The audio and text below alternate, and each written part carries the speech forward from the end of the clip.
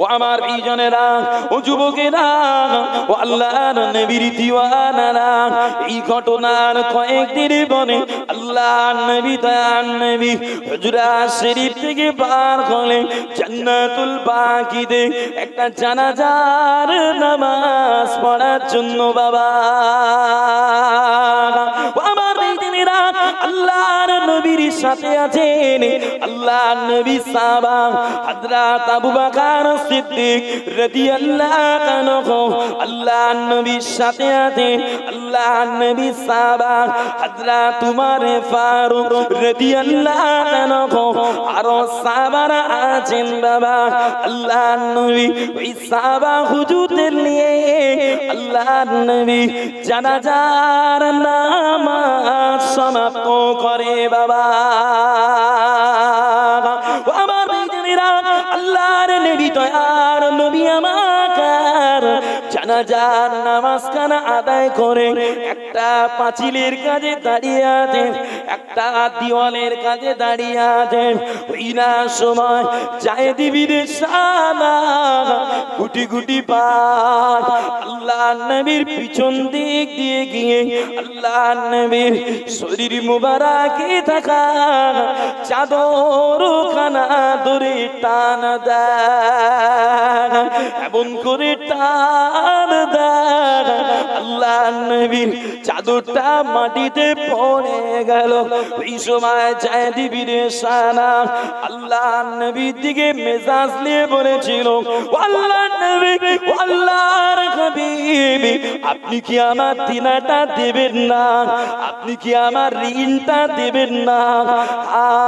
আল্লাহর কসম, আব্দুল মুত্তালিবের বংশের ভিতরে আমি আপনাদের এখানে চিনি, আমি আপনাদের এখানে জানি আপনারা বড় তালবাখানা করি, আপনারা বড় তালবাখানা করি। এরম করে আমার নবীকে ধমক দেয় বাবা। আমার ভাইজানেরা, ওই সময় আল্লাহর নবী সাহাবা হযরত উমর ফারুক রাদিয়াল্লাহু আনহু মিজাজ কন্ট্রোল না রাখতে পেরে গম্ভীরাতে বলেছিল, আয় বেঈমানের বাচ্চা, বেঈমান, তোর কি জানা না আল্লাহর নবীর সাথে কেমন আচরণ করতে হয়? তবে জেনে রাখ, আমার ইচ্ছার ওই জিনিসটা নষ্ট হওয়ার আশঙ্কা যদি না করতাম, তরবারখানা দিয়ে, আমার তরবারখানা দিয়ে তোর গর্দানটা জুদা করে দিতাম।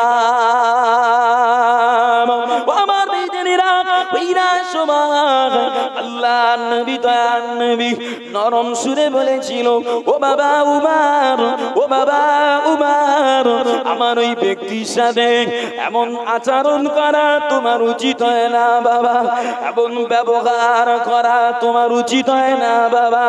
যাও যাও যাও, ওকে ধমক না দিয়ে, ওকে চমক না দিয়ে ওর দিনাটা মিটিয়ে দাও গে যাও।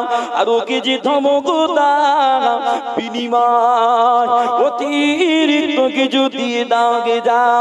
আমার ভাইজানেরা, আল্লাহর নবীর ওয়াদাকার আল্লাহর নবী সাহাবা হযরত উমর ফারুক রাদিয়াল্লাহু আনহু জায়েদ ইবনে সানাকে নিয়ে নিজের দিনাটা মিটিয়ে দিল। দিনাটা মিটিয়ে দিয়ে যেই না অতিরিক্ত দিতে যাবেন, ওই সময় জায়েদ ইবনে সানা উমর হুজুরের দিকে লক্ষ্য করে বলেছিল, আল্লাহর নবীর সাহাবা, আল্লাহর নবীর সাহাবা উমর, আপনি কি আমায় চেনেন? আপনি কি আমায় জানেন? উমর হুজুর বলে, না না, আমি তোমায় চিনি না, আমি তোমায় জানি না।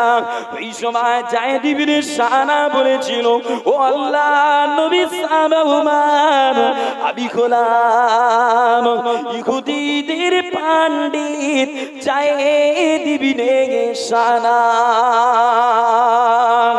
আমার ভাইজানেরা, আল্লাহ আল্লাহ নবী সাহাবা ওই সময় জায়েদ ইবনে সানাকে বলে, ও জায়েদ ইবনে সানা, তুমি একজন ইহুদি পণ্ডিত হওয়ার পরে, তুমি একজন ইহুদি পণ্ডিত হওয়ার পরে আল্লাহর নবীর শানে কেন এমন বেয়াদবি করো ভাই?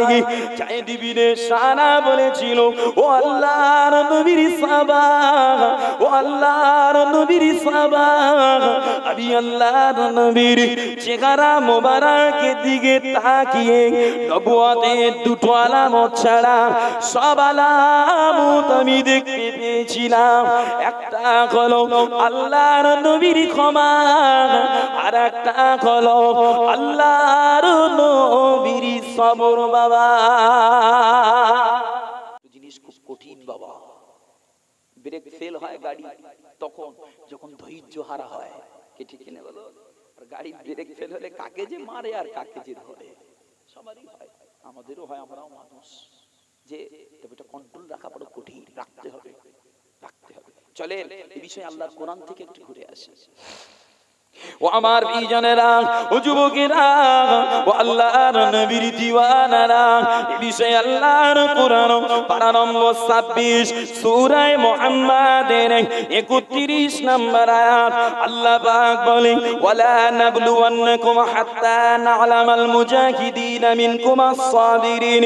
আল্লাহ পাক বলে, ও আমার বান্দারা, ও আমার বান্দীরা, আমি আল্লাহ তোমাদের ততক্ষণ পরীক্ষা লব যতক্ষণ না আমি আল্লাহ এটা জেনে নি তোমাদের মধ্যে কি জিহাদকারী আর কি সবরকারী।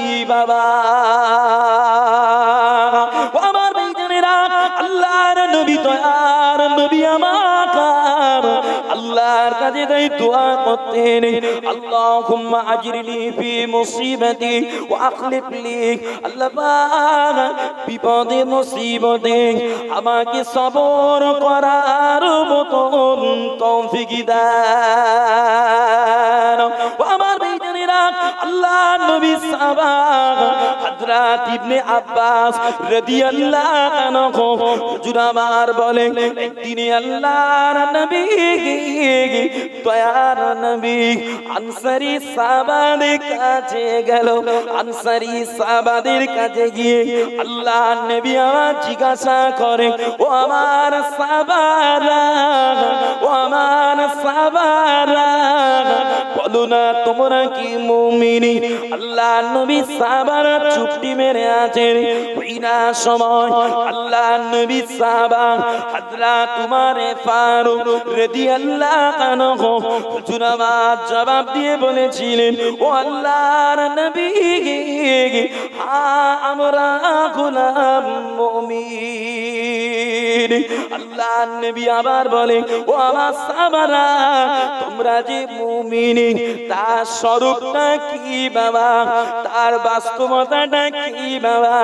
আল্লাহর নবী সাহাবারা বলেছিলেন, ও আল্লাহর নবী, আমরা আল্লাহর নিয়ামতের শুকরিয়া করি। ও আল্লাহর নবী, আমরা আল্লাহর ফয়সালায় খুশি থাকি। আমরা আল্লাহর দিওয়ানা মুসিবতে আমরা সবর করি। আল্লাহর নবী ওই সময় বলেছিলেন, ও আমার সাহাবারা, আমি নবী বলি তোমরা মুমিন। ও আমার ভাইজানেরা, আল্লাহর নবী সাহাবা হযরত আলী রাদিয়াল্লাহু আনহু হুজুর তাই বলেন, প্রতিটা মুমিনের ভিতরে 4টি করে গুণ থাকা আবশ্যক। প্রতিটা মুমিনের মধ্যে 4টি করে গুণ থাকা আবশ্যক। একটা হলো বিশ্বাস, একটা হলো সবর, একটা হলো জিহাদ, আর একটা হলো ন্যায় বিচার। তাহলে কথা বলেন, মুখস্থ করলেন, কারণ এগুলো আমাদের জন্য, এটা আমাদের কলিজায় রাখা লাগবে। তাহলে কথা হলো, একটা হলো বিশ্বাস, একটা হলো জিহাদ, একটা হলো সবর, আর একটা হলো ন্যায় বিচার। এবার আসেন 4টে জিনিস একটু বুঝিয়ে দিই। বিশ্বাস কি? আল্লাহ এক, আল্লাহ কি চোখে দেখি না, কিন্তু আল্লাহ এক বলে বিশ্বাস করি, এটা আমার আপনার ঈমান। ঠিক কিনা বলেন? যে আল্লাহ এক, চোখে দেখিনি, বিশ্বাস করি, এটা আমাদের ঈমান। জান্নাত আছে, জাহান্নাম আছে, চোখে দেখিনি, বিশ্বাস করি, এটা আমাদের ঈমান। নবী পাককে চোখে দেখিনি, বিশ্বাস করি, এটা আমাদের ঈমান। চলে নবী পাক তাই বলে, শয়তান তোমাদের কলিজায় দাগা দেয়, কিরকম জানেন? শয়তান এসে বলে, মনে মনে মনের সঙ্গে এক হয়, শয়তান এসে বলে, এই দুনিয়া কে সৃষ্টি করেছে? বান্দার মন বলে আল্লাহ। আসমান কে করেছে? বান্দার মনটা বলে আল্লাহ। কুল কায়নাত কে করেছে? বান্দার মনটা বলে আল্লাহ। এবার শয়তান বলে, বল তোর আল্লাহকে কে সৃষ্টি করেছে? নাউজুবিল্লাহ।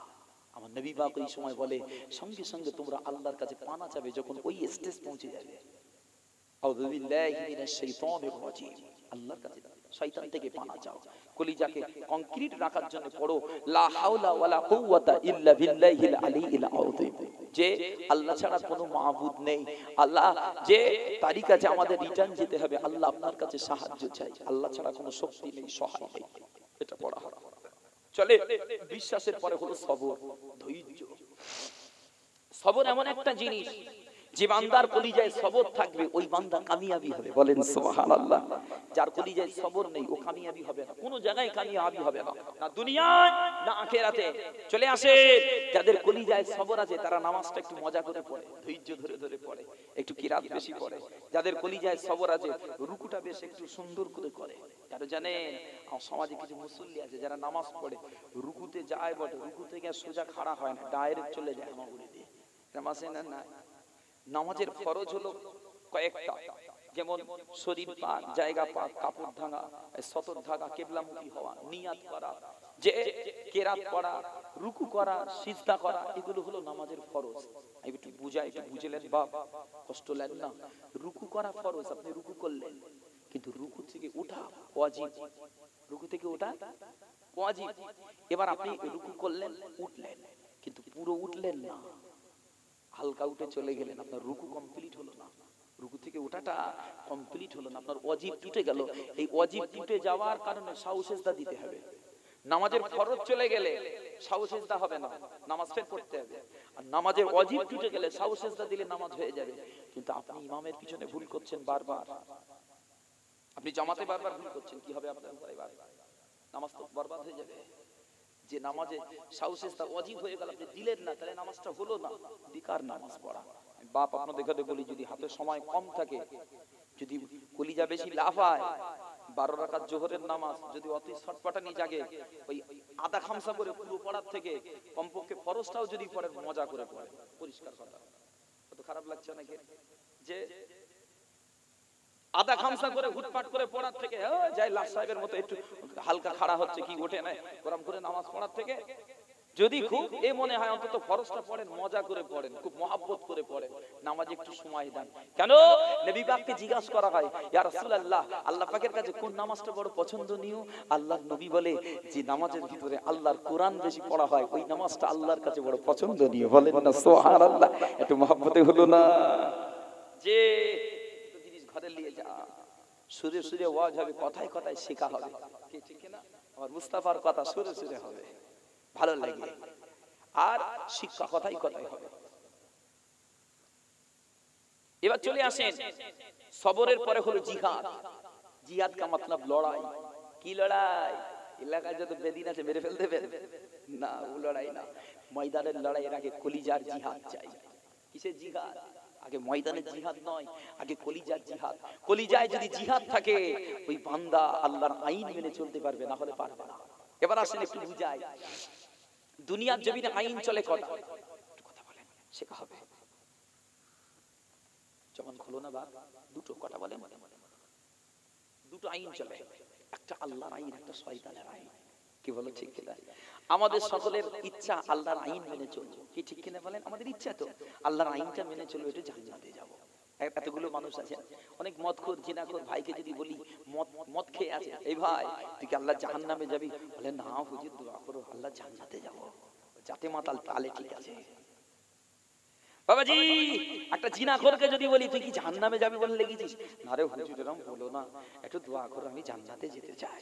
সকলের আশা, আমরা সকলে আল্লাহর আইন মেনে চলতে চাই, মাগার পারি না। কেন? আমাদের কলিজায় শয়তান ধোঁকা দিচ্ছে, শয়তান ধোঁকা দিয়ে আমাদেরকে টেনে আনছে। ওই শয়তানের সঙ্গে জিহাদ করতে হবে, ওর কলিজায় লাথি মেরে, ওর বুকের খাঁচায় লাথি দিয়ে তবে আল্লাহর ইবাদতে আসতে হবে। আপনি পারবেন না। এবার আসেন, জিহাদ তারা করতে পারবে না। এতগুলো মানুষ বসে আছে, তারা জিহাদ করতে পারবে না, কলিজার জিহাদ যাদের ঈমানের নূর কমে গেছে। কি কমে গেছে? ঈমানের নূর। ঈমান একটা চিজ, ওকে খোরাক দিতে হয়। ঈমানের খোরাক হলো ইবাদত। বাবাজি যত গুনাহ করা হয়, বান্দা জীবনে যত গুনাহ করবে ওর ঈমানের নূর তত কমে যাবে, বান্দা তত জীবনে নেকি করবে ওর ঈমানের নূর তত বেড়ে যাবে। বলেন না সুবহানাল্লাহ। এখন বলে নামাজ নেই, কালাম নেই, বছরে দুবার নামাজ পড়া মুসল্লি, ওর কাছে শয়তান হারবে না জিতবে? জিতে যাবে। কত নামাজ পড়া মানুষকে তাই ফজরের নামাজ কাজা করিয়ে দিচ্ছে, ঠান্ডা লেগেছে, ঘুম ভেঙে গেছে, চোখটা টলে আসছে, আরে হবেন করে একটু পড়ে। আরে হয়তো আমরা মানুষ, মানুষ সে অন্য কিছু না। নবী পাক বলে প্রত্যেক আদম সন্তানই গুনাহগার, এতে এতে অবাক হওয়ার কিছু নেই। বাবাজি তাহলে আপনার ঈমান যদি দুর্বল হয়, শয়তান আপনাকে কাবু করে দেবে, আপনি শয়তানের কাছে হেরে যাবেন, তাহলে আপনি জিহাদে কমপ্লিট হলা মানুষ না, জিহাদ থেকে পালানো ব্যক্তি। আমি সকলের কাছে আহ্বান করব, যদি শয়তানের সঙ্গে জিহাদ করে জিততে চান তাহলে কলিজায় এই ইবাদত বাড়ান, গুনাহ কমান, ইচ্ছা করে জেনে বুঝে গুনাহ করো না। আমাদের ছেলেরা তো জোর করে গুনাহ করে, করে না? করে না? যে জোর করে গুনাহ করে না, ইচ্ছা করে জেনে বুঝে গুনাহ করলে শাস্তি বেশি। আর ভুল করে স্লিপ করে হয়ে গেল, আল্লাহর কাছে কাঁদো, আল্লাহ রহমানুর রহিম ক্ষমা করে দেবে। বলেন সুবহানাল্লাহ। চলে এরপরে শেষ পেশ হলো ন্যায় বিচার। কি বিচার? ন্যায় বিচার। আমার নবী পাক সাল্লাল্লাহু আলাইহি ওয়াসাল্লাম জানিয়েছে তোমাদের প্রত্যেকের কলিজায় ন্যায় বিচার থাকা লাগবে। কেন? এতগুলো মানুষ বসে আছেন, সব এক একটা বিচারক বসে আছেন। কি বসে আছেন বলেন? এক একটা বিচারক। আপনারা সব বিচারক। বলবেন হুজুর আমি নেতা না, মন্ত্রী না, এমএলএ না, প্রধান না, পঞ্চায়েত না, তাহলে বিচারক কি করে হলাম? আসেন, আপনার বাড়ির আপনি কাটছেন, আপনার দিদি আছে, আপনার 4-6টা বাচ্চা কাচ্চা আছে, ওই বাচ্চাদের ভিতরে সবসময় আপনাকে ন্যায় ফয়সালা দিতে হবে। যে ছোট ছেলেটা হীরের দলা দামি জামা কিনে দেবো, বড় ছেলেটা একটু খেদো মতো বলে তাকে কমা দামি দেবো। ন্যায় বিচার হলো না? হলো? ন্যায় বিচার হলো? হলো না। যে বিবির কাছ থেকে আদর কদর নেন বলে বিবিকে দামি শাড়ি কিনে এনে দিলেন, মা বয়স হয়ে গেছে, বৃদ্ধা হয়ে গেছে, একটা শাড়ি দিলে 1 বছর চালিয়ে নেবে, পার করে দেবে, তারপরেও মাকে সবথেকে কমা দামি জামা আছে না? না। ন্যায় বিচার হচ্ছে? হচ্ছে না। চলে আপনার বাড়ির, আপনারা 5 ভাই, আপনি বড়, আপনার বাপ মারা গেল, বাপ ওফাতের পরে পরে ভাইয়েদের দায়িত্ব বড় ভাইয়ের ঘাড়ে পড়ে। পড়ে না? পড়ে না? বড় ভাই বাপের তুল্য, বড় ভাই বাপের তুল্য, বড় ভাইকে সম্মান করা লাগবে। বাবাজি আপনি যখন বড় ভাই, ওই 4টে ভাইকে নিয়ে দুনিয়া করতে গিয়ে বারবার তাদের ভিতরে আপনার ফয়সালা লাগে, লাগে না? লাগে না? আপনার বিচারের যোগ্যতা লাগবে। আর আপনার বয়স হয়ে গেছে, আপনি মারা যাবেন, মনে হচ্ছে দুর্বল, হয়তো আর বাঁচবো না, আপনার রেখে যাওয়া সম্পত্তিগুলো আপনার আবাসাতের ভিতরে আল্লাহর আইন অনুযায়ী বন্টন করে দিতে হবে। এটা হলো আপনার দায়িত্ব। এই জন্য আপনার কলিজায় ন্যায় বিচার থাকতে হবে। 4টে জিনিস রাখার চেষ্টা করবেন। 4টের কোনো একটা কমি হয়ে গেলে ঈমান দুর্বল হতে থাকবে। যে আর যদি 4টেই দূর হয়ে যায়, মনে করতে হবে ইবলিসের খাতায় নাম তুলেছে, ঈমান আছে কি গেছে আমার আল্লাহ ভালো জানে। তবে বেঈমান বলবো না, তবে বলবো ঈমানের খাতরা আছে, ঈমানের খাতরা আছে। মুহাম্মদে দরুদ শরীফ আল্লাহুম্মা সাল্লি আলা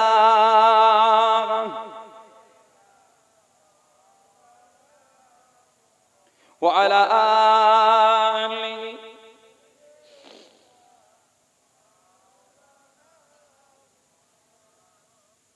আজ কেন পৃথিবীটা লাগিয়ে তো সুন্দর, এসে কোন রূপকারে সাজালো এ চরাচর, এসে কোন রূপকারে সাজালো এ চরাচর।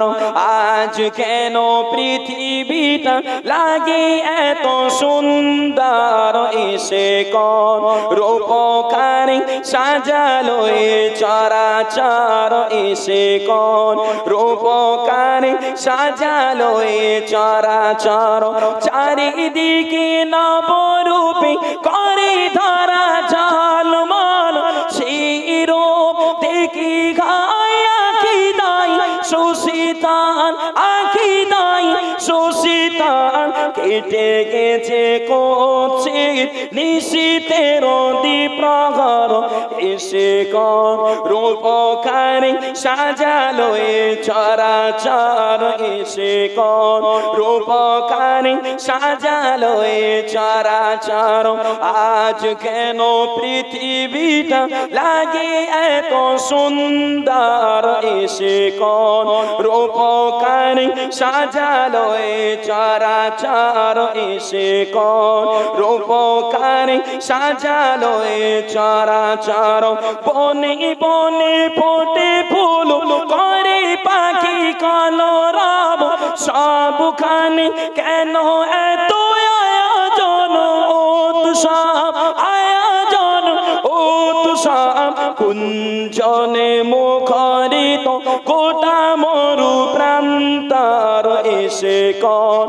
রূপকারে সাজালো এ চরাচর এসে কর রূপকারে সাজালো এ চরাচর আজ কেন পৃথিবীটা লাগে এত সুন্দর এসে কর রূপকারে সাজালো এ চরাচর এসে কর রূপকারে সাজালো এ চরাচর অগণিত ফেরেশতারা ছেড়ে সাত আসমান নেমে এসে পৃথিবীতে গায়ে কান গুণগান গায়ে কান গুণগান করে সবে জয় ধ্বনি আল্লাহু আকবার এসে কর রূপকারে সাজালো এ চরাচর এসে কর রূপকারে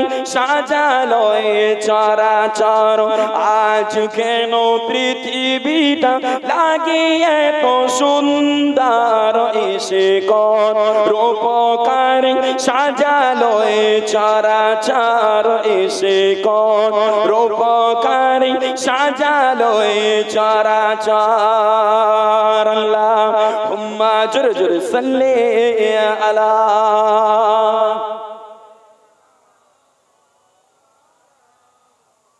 ওয়া আলা আলিহি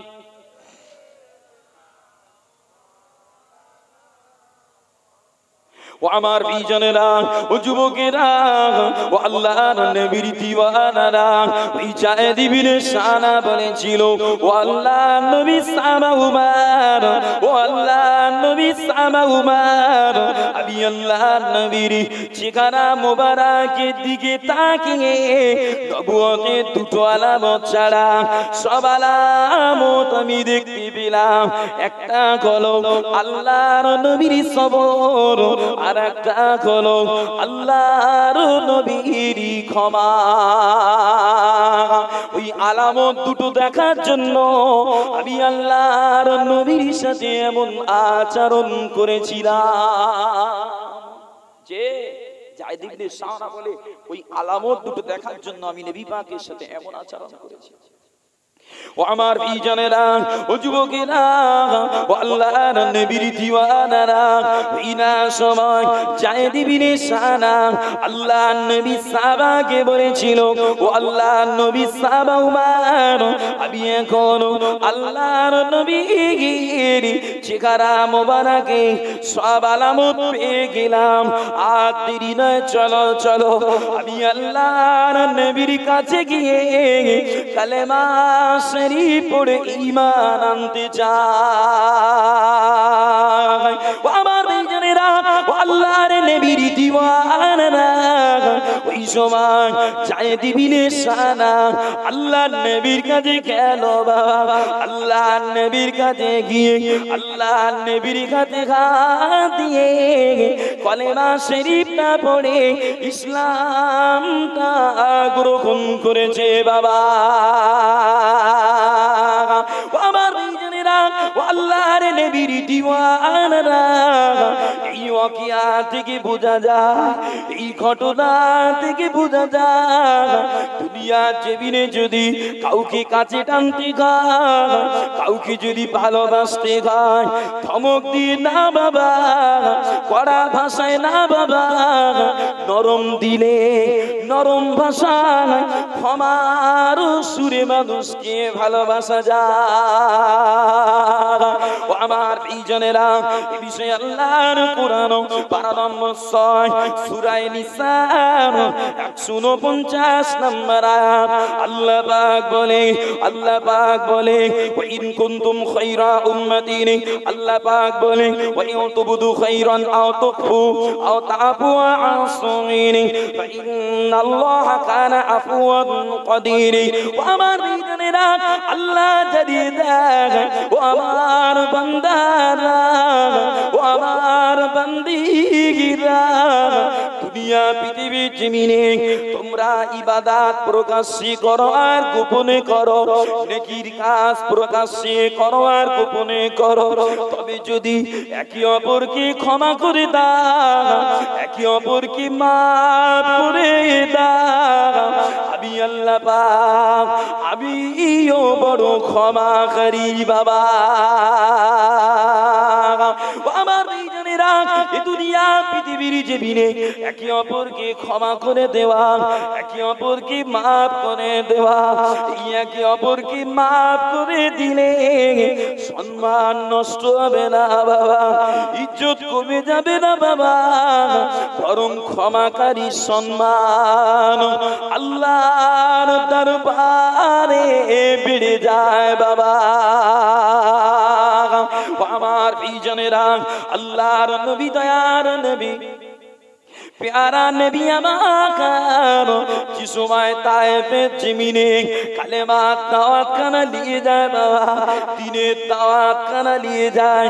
ওই না সময় তায়েফের নেতারা, তায়েফের লিডাররা আল্লাহ নবীকে দেখে বাচ্চা বাচ্চা ছেলেদের লেলিয়ে দেয়, তায়েফের দুষ্টু বেটাদের গানে লেলিয়ে দিয়ে বলে, আয় তায়েফের ছেলেরা, আয় ছেলেরা, ওই দেখো একটা মানুষ দেখা যায়, তাকে তোমরা পাথর মারো, তাকে তোমরা পাথর মারো।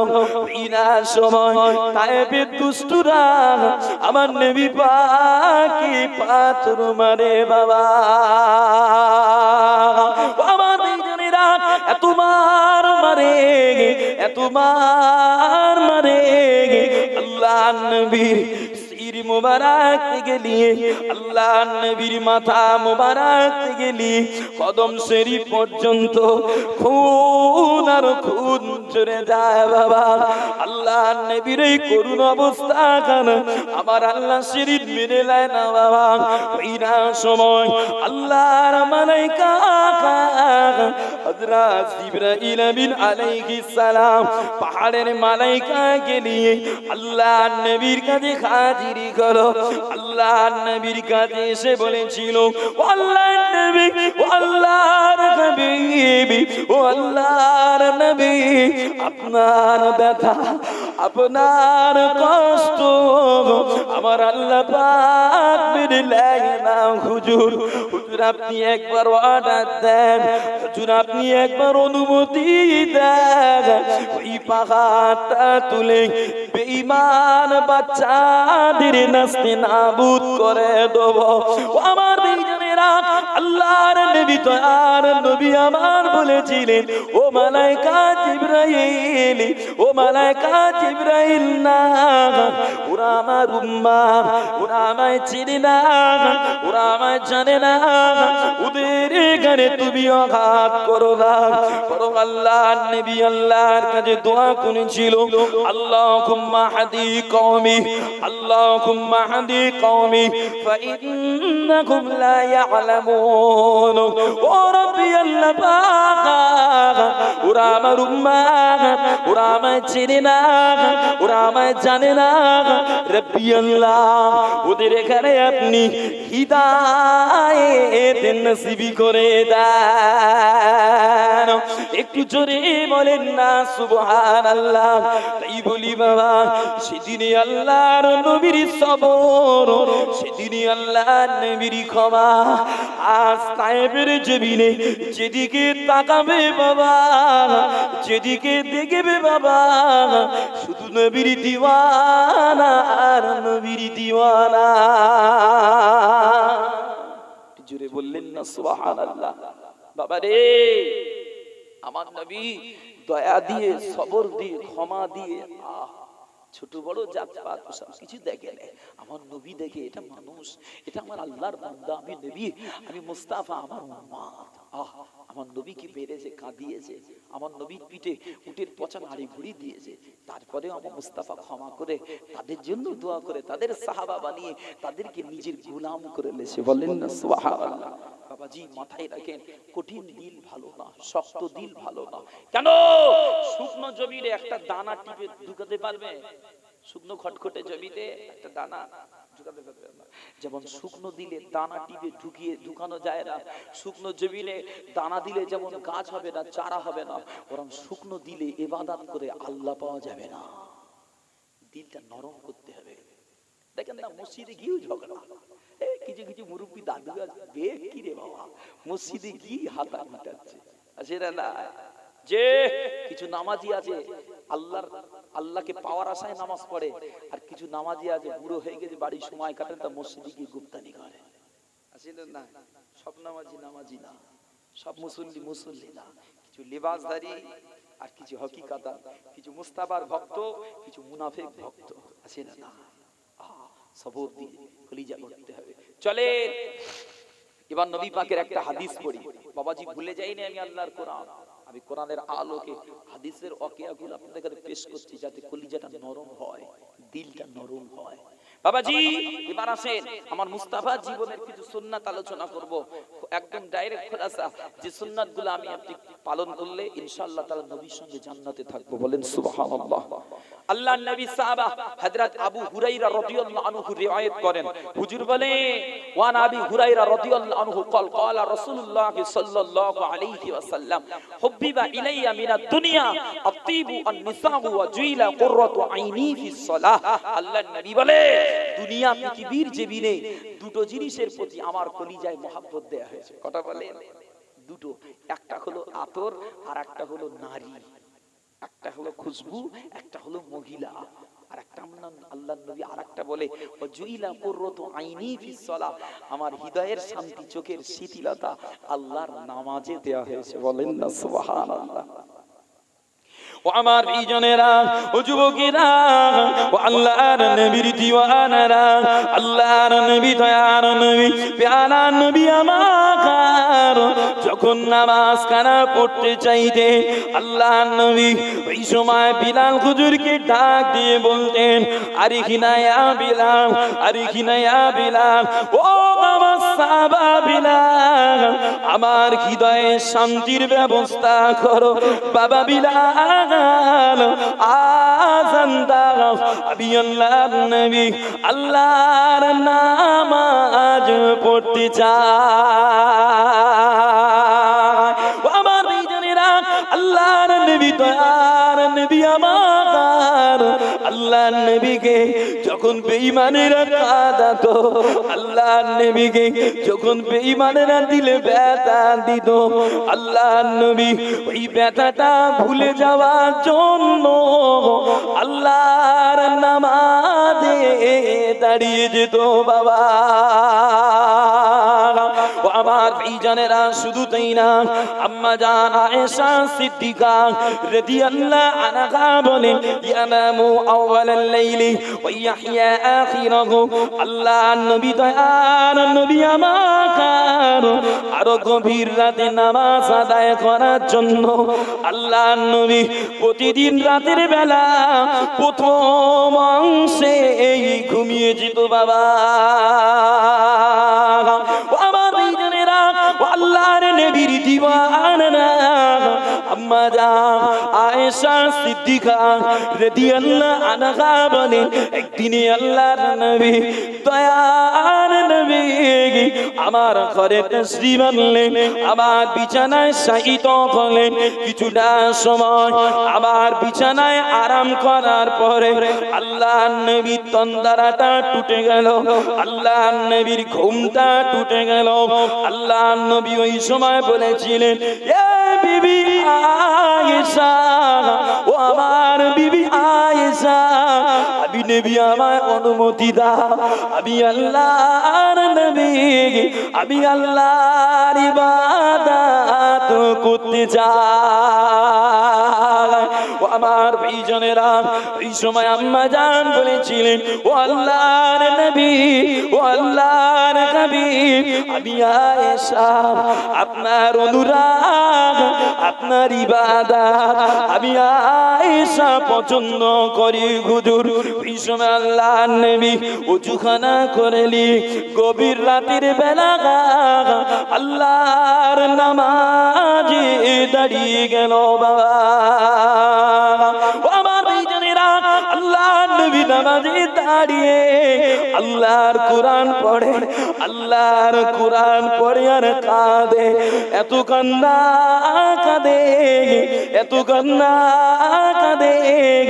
আল্লাহর নবীর কান্নার পানিতে আল্লাহর নবীর জুব্বাটা ভিজে গিয়েছিল। বাবা আমার ভাইজানেরা, আল্লাহর নবী আমার কান্না করতে করতে নামাজটা শেষ করলেন, নামাজটা সমাপ্ত করলেন।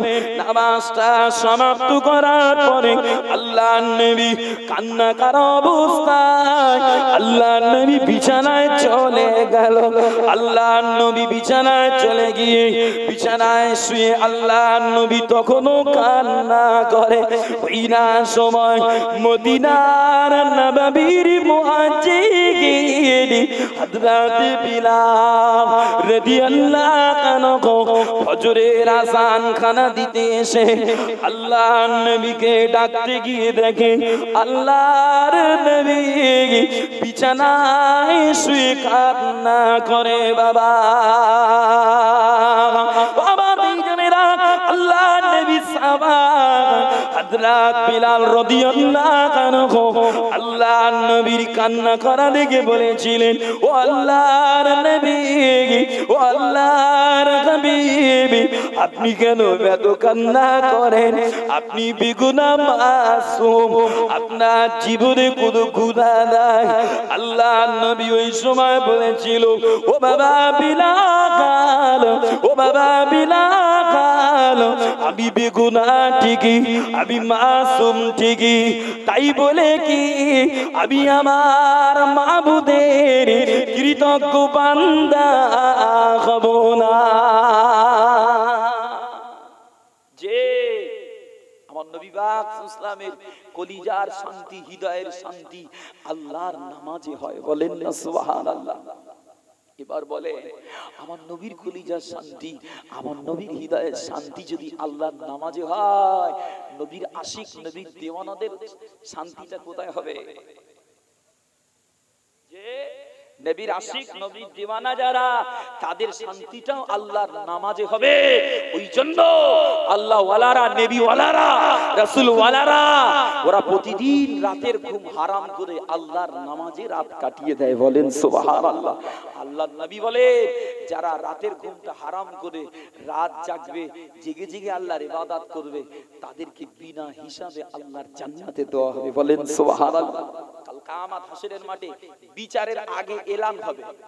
আল্লাহর মালায়েকা এসে হাসরের ময়দানে দাঁড়িয়ে বিচার শুরু করার আগে এলান করে দেবে, যারা রাত জেগে জেগে জেগে জেগে আল্লাহর ইবাদত করেছো, বিছানাতে পিঠ লাগাও না, খনিক লাগিয়েছো, খনিক ইবাদত করেছো, যাও, তাদেরকে আমার আল্লাহ আজকে বিনা হিসাবে জান্নাতে দেবে। বলেন সুবহানাল্লাহ।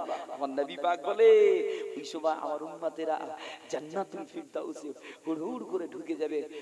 যে সমস্ত উম্মাত যাবে, এত চাপাচাপি ঠেসাঠেসি হবে যে ওই সময় আমার উম্মাতেরা যাবে, আল্লাহর নবী বলে এত ভিড় এত চাপাচাপি, এরপরেও আমার আল্লাহর নবী বলেন আল্লাহর ওই জান্নাতের গেটটা এত বড় হবে, মক্কা থেকে আর মক্কার আর একটা কোন দেশের নাম আল্লাহর নবী হাদিসে উল্লেখ করেছেন, এই দেশ দুটো যত দূরত্ব কত বড় জান্নাতের গেট হবে, তারপরেও আমার উম্মাতেরা ঢুকবে যখন ওদের ভিতরে ঠাসাঠাসি হুড়ুহুড়ি বেঁধে যাবে। এটা সুবহানাল্লাহ বললেন না? নামাজ একমাত্র যারা রাতের ঘুম হারাম করে আল্লাহর ইবাদত করেছে তারা সেদিনে বাহিসাব নাজাত পেয়ে যাবে। বলেন না সুবহানাল্লাহ? বিনা হিসাবে নাজাত। বাবাজি রে, মুমিনের কলিজার শান্তি, আমার নবীর কলিজার শান্তি যদি নামাজে হয়ে থাকে, আমার আপনার কলিজার শান্তি আল্লাহর ইবাদত নামাজ ছাড়া অন্য কোথাও হতে পারে না। অথচ আমার সমাজের কিছু ছেলে আছে, কিছু নোংরা পরিবারের ইডিয়েট কোয়ালিটি ছেলে আছে, যারা ড্যান্স হাঙ্গামা দিয়ে কলিজার তৃপ্তি লোটে, যারা জুয়া মদ গিলে কলিজার তৃপ্তি লোটে, যারা ঈদের দিনে গাড়ির পিছনে খালাতো বোন মামাতো বোন ফুফুতো বোনদের নিয়ে গোপ্তানি মেরে মেরে আনন্দ মজা লোটে। বাবাজি, ওই জন্য আমি বক্তব্যের শুরুতেই বলেছিলাম আমার শরিয়াতে যেটা হারাম এই সমাজের জওয়ান যুবকেরা তাতেই করছে হারাম। যে দুনিয়ার কোনো কাজে মুমিনের তৃপ্তি হবে না, একমাত্র আমাদের তৃপ্তি আমাদের শান্তি আল্লাহর নামাজে। বলেন সুবহানাল্লাহ। আরে চোখে দেখেছি কিছু কিছু ভাই আছে বাড়িতে মারামারি করে বউকে পিঠে তক্তা করে দেয়, চায়ের দোকানে গিয়ে টিভি দেখছে চা গিলছে, ওকে জিজ্ঞাসা করা যদি হয় সলিমউদ্দিন কি রে চা গিলছিস? আমরা তো ঝাপানে দাড়ি দেখছি, তো দাড়ি কবে থাকে আর কবে যায় কোনো ঠিক নেই। গ্রামের আসে না নাই, এত বড় বড় দাড়ি হয়ে গেছে, আবার গে ফের নেড়া হয়ে গেছে, ও লজ্জা শরম একটু কিছু নেই ওর। আপনার গ্রাম মনে হয় ভালো, বলেন?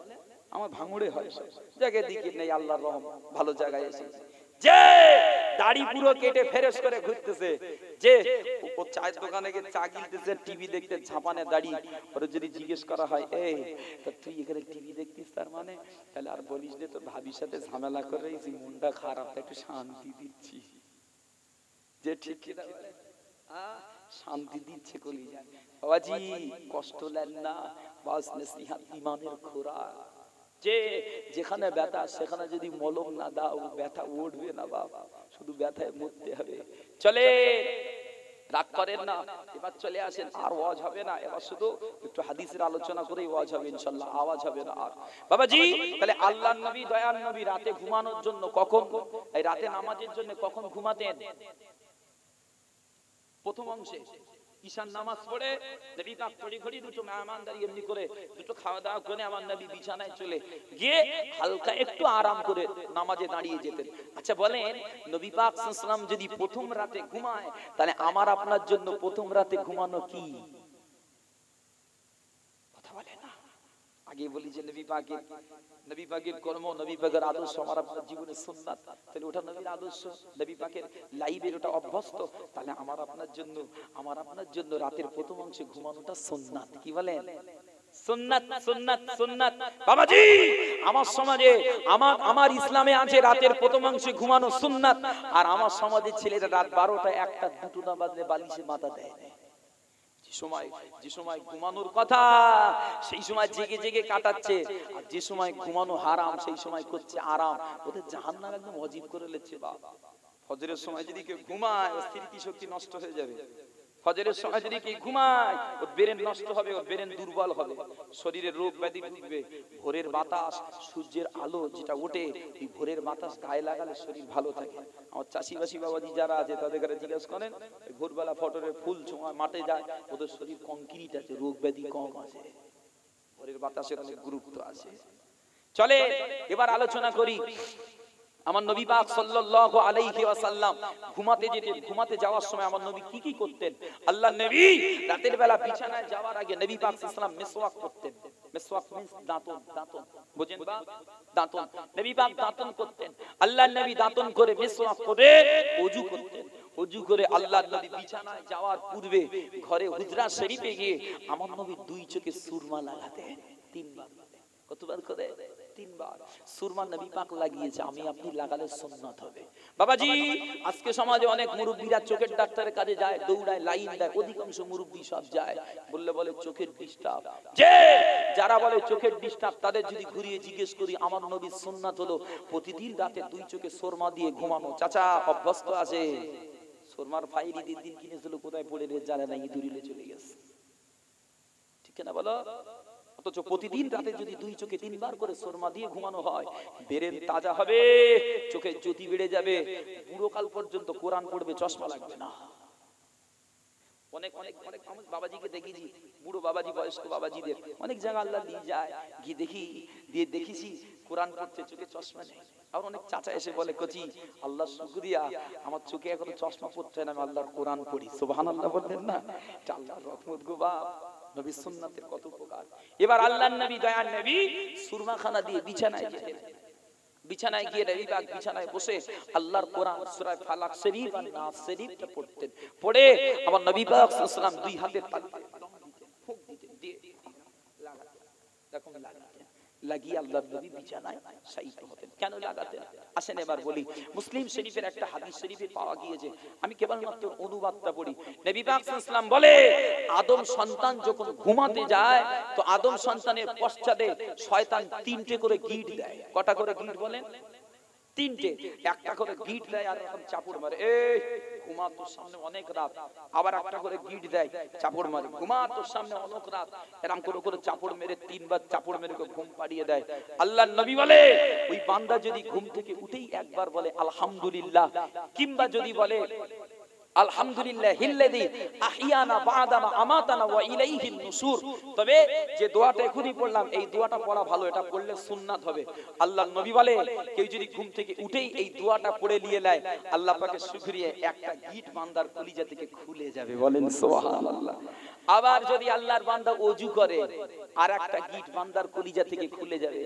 আবার যদি আল্লাহর বান্দা নামাজ খানা পড়ে, আল্লাহর বান্দার কলিজাটা শয়তানের ওয়াসওয়াসা মুক্ত হয়ে একেবারে ফ্রেশ দিল নিয়ে দুনিয়া করবে। বলেন না সুবহানাল্লাহ।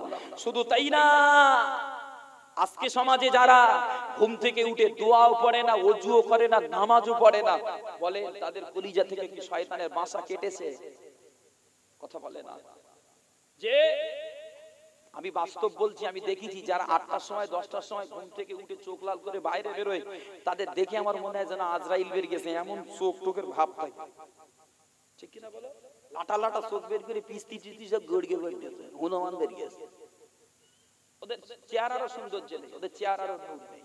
আর আল্লাহওয়ালা নবীওয়ালা যারা ফজরের নামাজ প্রতিনিয়ত পড়ে, যারা নামাজটা নিয়মিত আদায় করে মসজিদ থেকে বার হয়, যে হৃদয় কঠিনওয়ালা মানুষ হলেও ওই আল্লাহওয়ালা ব্যক্তিটার, ওই নামাজি ব্যক্তিটার দিকে তাকিয়ে তার একটু মন চাইবে একবার হলে সালামটা দিই, চাইবে না যে নামাজির সঙ্গে আমার আল্লাহর রহমতের ফারিস্তা থাকে। বলেন সুবহানাল্লাহ।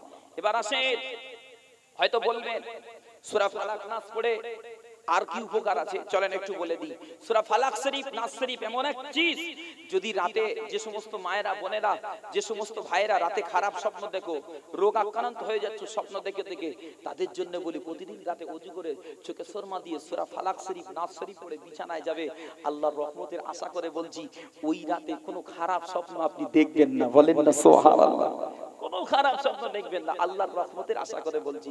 বাবাজি এই আমলগুলো সিম্পল আমল, একেবারে সহজ আমল, এগুলো কি করা সম্ভবপর হবে? একটা কথা বলেন না বাপ।